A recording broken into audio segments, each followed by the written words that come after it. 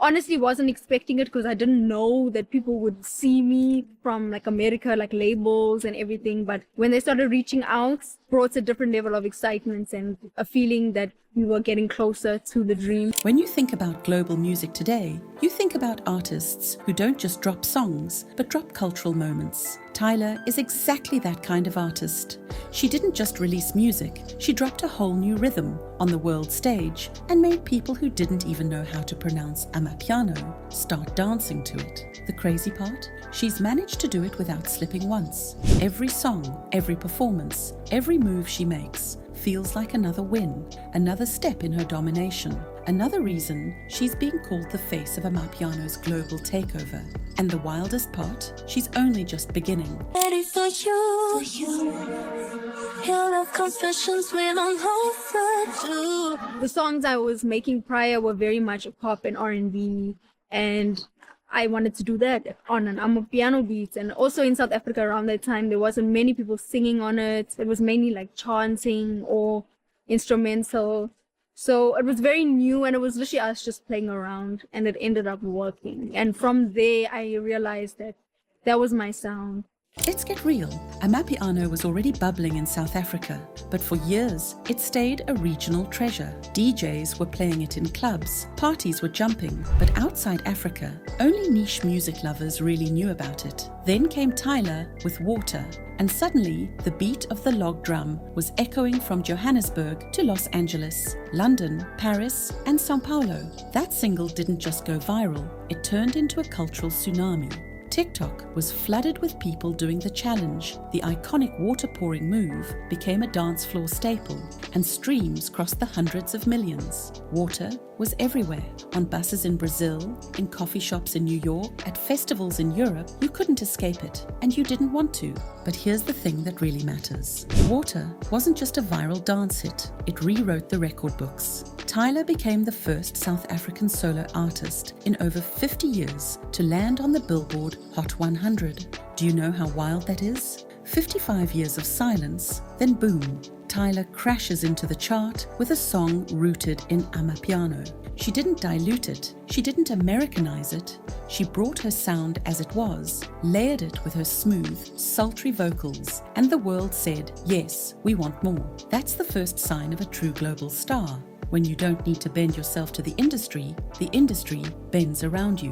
And then came the Grammy. Not just any Grammy. Tyla won the first ever award for Best African Music Performance. Let's pause for a second. This wasn't just her win. It was Amapiano's win, South Africa's win, Africa's win. The Recording Academy literally created a new space for African music, and Tyla immediately made history in it. She didn't just accept the award, she claimed it for an entire movement. That moment sent shockwaves through the industry. Suddenly, every label, every manager, every festival organizer realized African music wasn't just coming, it had arrived, and Tyla was leading the parade. Now, if Tyla had stopped at Water, she still would have been a legend. But here's where not missing once really comes in. She didn't stop.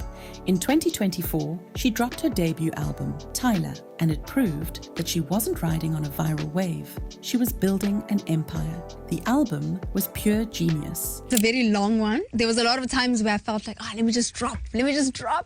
But yeah, I'm happy I took my time. Literally traveled the world, worked with so many different people from everywhere, and made a classic album that I bump even every day, and that I'm happy that a lot of people do as well. It kept Amapiano at its core, but blended it with R&B, pop, reggae, even a little dancehall. It wasn't just an album, it was a roadmap for how African sounds could live comfortably on the global stage without losing their soul. Songs like Truth or Dare and On carried that same hypnotic Amapiano energy, but were versatile enough to slot into international playlists. And the features, Thames, Wizkid, Gunna, showed she wasn't just South Africa's darling anymore, she was everybody's collaborator. What made it even cooler was the way she introduced the album. Instead of jumping straight into catchy hooks, she started with an intro in isiZulu, layered over that signature Amapiano groove. That was a statement. It said, before you dance, before you vibe, know where this comes from. She wasn't just serving hits, she was serving culture, and people respected her even more for it. Critics praised her for keeping things authentic while still making them accessible. Fans streamed the project like crazy, and suddenly, Tyla wasn't just a viral star, she was a Grammy-winning, chart-topping, album-dropping powerhouse. And then came Push to Start. If Water was her breakout, Push to Start was her confirmation. This track wasn't just good, it was addictive. The kind of song you play once and then suddenly realize you've hit repeat 10 times. The beat had Amapiano bones, but the delivery was fierce, confident, global. The music video took it to another level. 2000s nostalgia vibes, bold choreography, cars, low-rise jeans. It was like she bottled up the energy of Beyoncé's Crazy in Love era and made it her own. The world ate it up. Charts lit up again. #1 in the UK Afrobeats chart. #1 on Billboard's Afrobeats chart. Platinum and gold certifications flying in. She was 2 for 2 on global hits. No misses. And you know what made it even more iconic? She directed her own remix video for Push to Start with Sean Paul. Like, come on, that's legendary behavior. Not only is she standing alongside one of dancehall's biggest names, she's also calling the creative shots, pulling the strings behind the camera. The video was dripping with early 2000s nostalgia and gave us that perfect mix of Amapiano meets dancehall. That's Tyla's genius right there. She doesn't just collab, she bridges worlds. She takes Amapiano and fuses it with other genres in a way that feels seamless, fun, and completely her own. And then the awards kept rolling in. She snagged Best Afrobeats at the MTV VMAs, not once, but twice, 2 years in a row.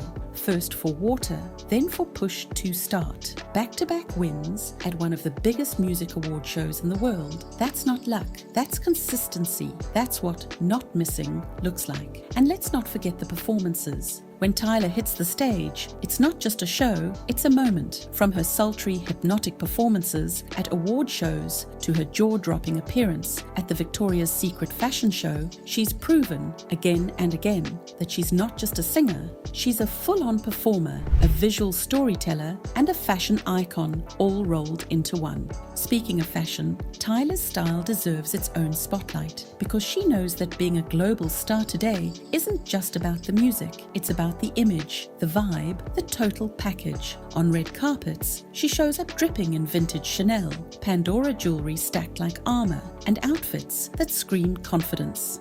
She's not just wearing clothes, she's setting trends. Every time she steps out, the headlines write themselves. People talk about her music, yes, but they also talk about her looks, her aura, her star power. That's how you build longevity. You dominate both the sound and the look. But perhaps the most powerful thing Tyla has done is use her platform to educate. She's made it clear that not all African music is Afrobeats. The West loves to lump everything under that label, but Tyla has stood firm, reminding everyone that Amapiano is its own thing, born in South Africa with its own history and culture.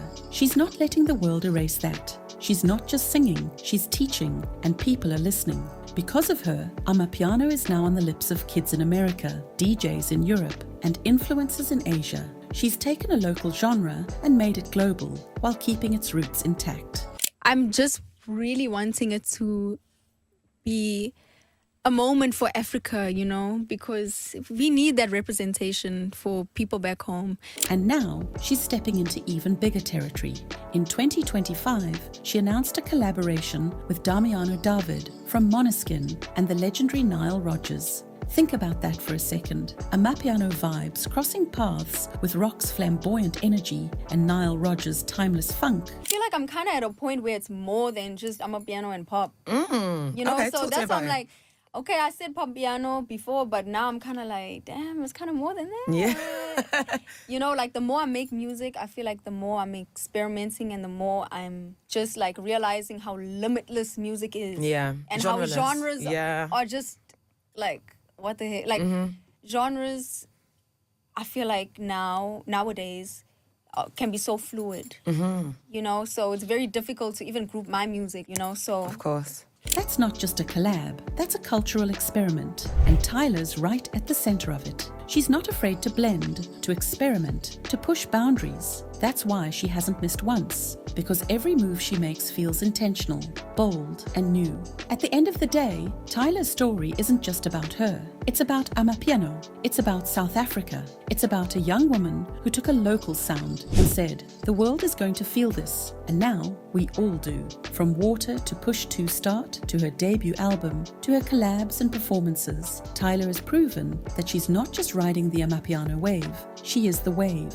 And every single time she steps out, she wins. No skips, no flops, no misses. Just hit after hit, moment after moment, history after history. And that's how Tyla took Amapiano global and didn't miss once. But here's the real question.